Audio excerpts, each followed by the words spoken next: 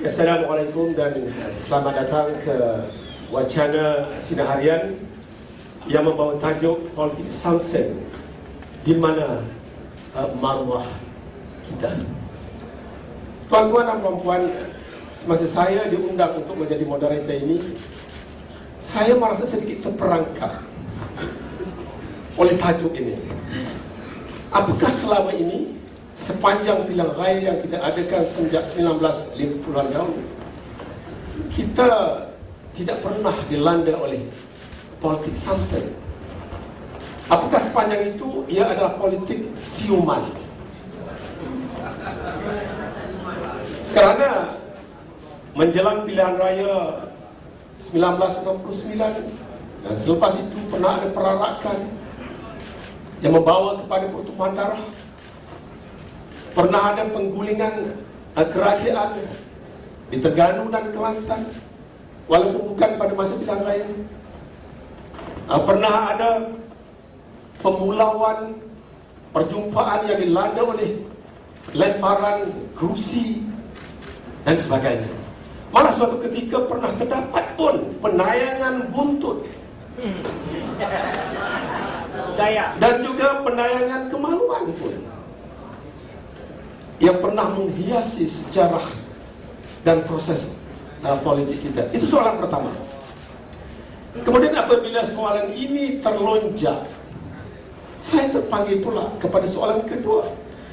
Apakah iklim politik sudah menjadi semakin panas berikutan pilihan raya yang lalu, dan menjelang pilihan raya yang ke-13 ini barangkali disebabkan oleh perarakan bersih ke, perarakan stok linas ke, perarakan yang mengganggu jelajah Felda ke, ataupun perjumpaan yang melihatkan bagaimana sekelumpulan yang begitu besar berhimpun untuk berdoa sebagaimana yang berlaku di Kota Baru baru-baru ini.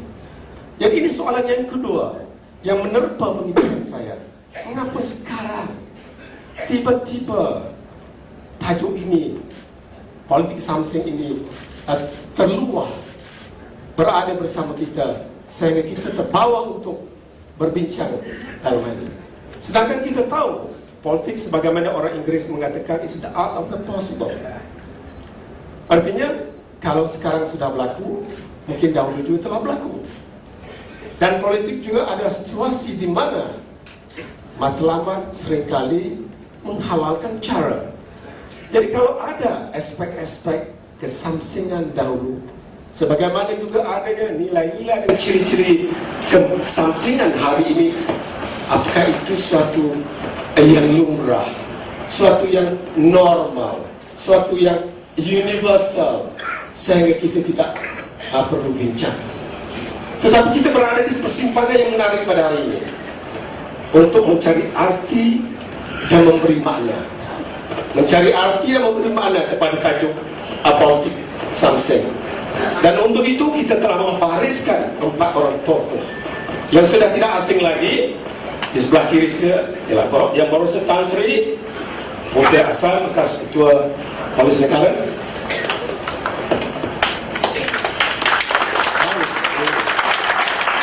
Dia ada delayed actions.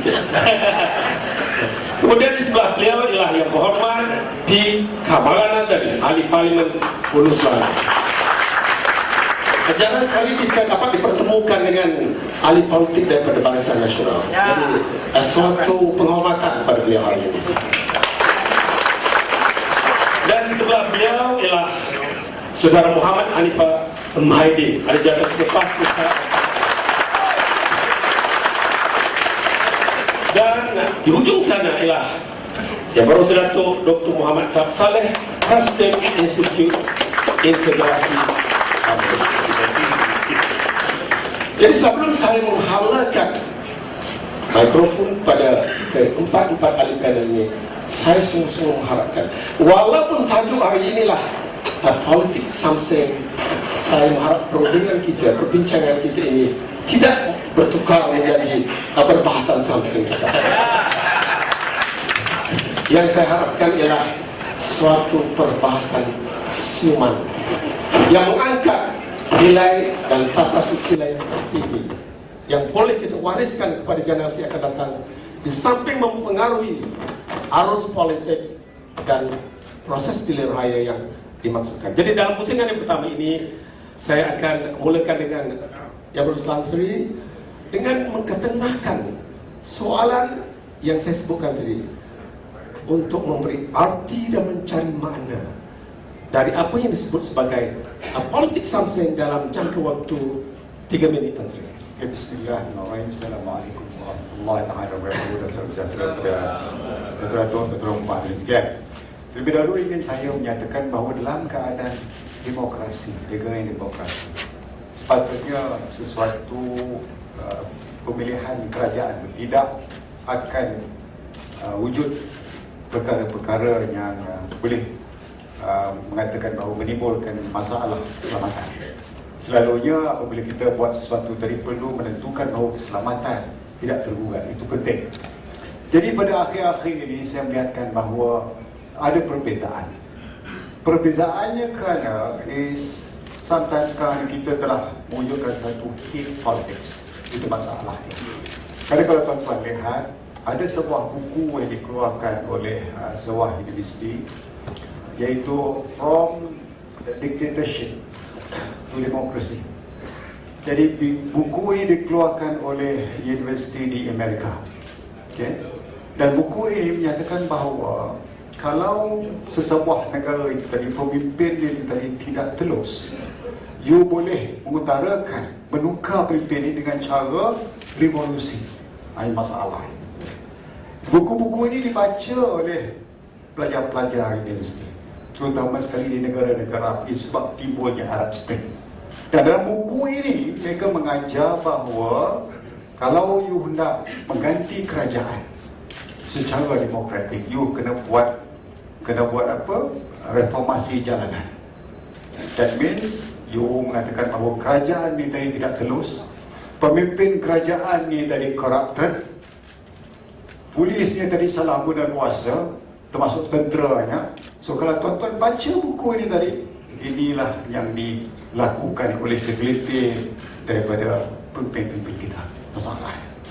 Kerana nombor satu, mereka nak mengekalkan kuasa. Tetapi pada saya, kita perlu melihat bahawa dalam sebuah negara demokrasi, sepatutnya politik something tidak boleh. Kerana kita perlu menentukan bahawa keselamatan itu tadi terjaga dengan betul. Kerana kalau dulu kita lihat dulu masa kita nak memilih pilihan raya, macam pesta, semua keluar bersama-sama. Kadang-kadang pihak pembangkang dengan pihak politik kerajaan sama-sama berjalan. Tak ada masalah. Sekarang tak boleh. Kalau jalan sama pun balik botol macam-macam lagi. Dan macam-macam kita tengok di sini. So this is because of the hate politics ataupun politik kebencian ni tadi telah mewujudkan kita punya generasi-generasi yang bertindak ala something. Dan ini saya rasakan bahawa orang politik kita perlu menentukan bahawa penyokong-penyokong mereka dikawal. Kadang-kadang kala apabila mereka tidak mengawal penyokong mereka, ini yang berlaku. Dan sesebuah negara atau nak menjadi kerajaan, you don't like, you tidak suka kerajaan yang ganas, right? Jadi kalau you menggalakkan keganasan politik, dan saya merasakan bahawa kerajaan itu tadi tak lama akan menjadi kerajaan, because dia juga akan dijatuhkan melalui kekerasan. Ini banyak berlaku di negara-negara Arab. Dia buat revolusi, tak lama dia kuku besi, tapi kemudian orang akan jatuh dia balik. So it is better kalau kita ada sebuah kerajaan demokrasi dipilih oleh rakyat secara terbuka, dan jangan ada pergaduhan. Tapi di Malaysia ni saya tengok lain sikit. Di negara luar, apabila dah habis negara, semua orang duduk sesama untuk menentukan pembangunan negara. Tapi di Malaysia ni politik tak habis-habis. 5 tahun dah habis pilihan raya pun dia asyik politik je lagi. Kan, salahkan orang ni salahkan orang ni, tapi tidak ada pembangunan untuk rakyat. Tidak ada apapun tu. Ini tak betul. Dan negara kita akan mundur kalau ini berlangsungan.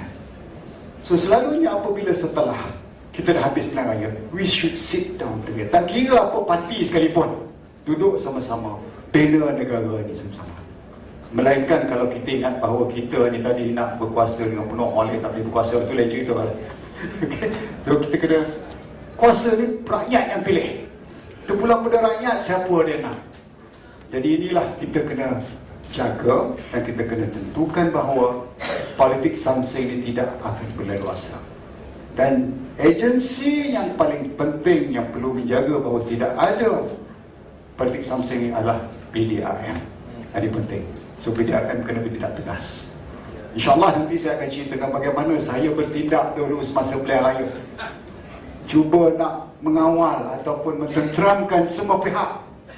Okay? Kita polis di sana, kita kena tenteramkan semua pihak. Kalau kita buat diam, suruh pukul baru kita tenteramkan, dah berlaku tak guna. So kita kena bertindak cakap mententeramkan.